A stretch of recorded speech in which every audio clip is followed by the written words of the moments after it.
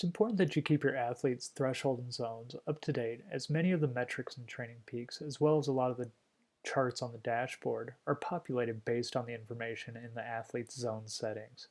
To access those athlete settings, you can either click on the athlete profile picture in the top left,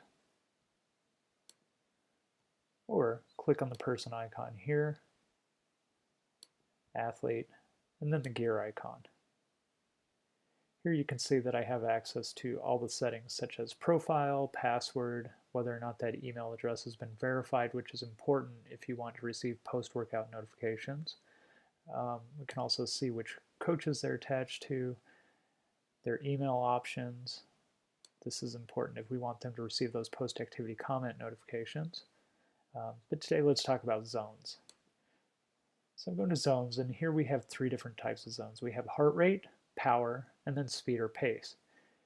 So within each of these zones, you can also set up multiple sport types. So that might be important if this is a triathlete. They may have different heart rate zones for the bike and also for the run.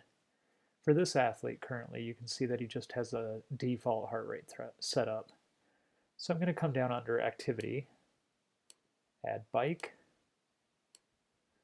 set his threshold heart rate, choose my calculation type, method, and calculate.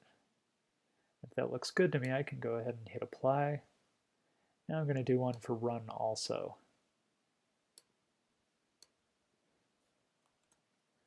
Same thing, calculation type, method, calculate, and apply.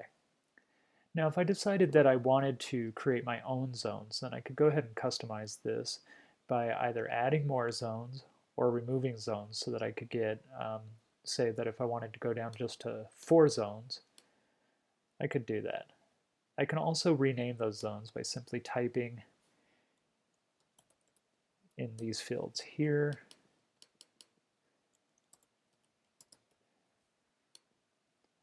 So you can see that you can customize this. But this does have to be done manually. So when you enter these values here, there is no auto calculation.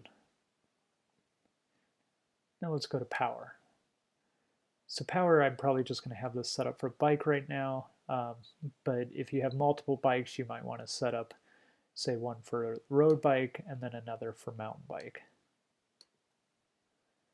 Then under speed and pace, we'd probably want to have one, again, if this were a multi-sport athlete, we'd probably have one set up for the run and then also for the swim. And you would just do that the same way that we have.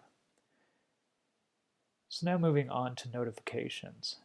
You can set it up so that you receive a threshold notification via email when an athlete meets a certain requirement or benchmark. And you can see the options here are notify me, the coach, of suggested threshold changes, notify the athlete of suggested threshold changes, and then automatically apply new threshold changes for premium athletes. So you can set this up however you want. Typically, I like to have mine set up just so that I get the notification in case there is some erroneous data, such as a heart rate strap reading high or something to that effect. Then I can see that and then make those changes if they're needed. For more information on zones or other Training Peaks features, go to help.trainingpeaks.com.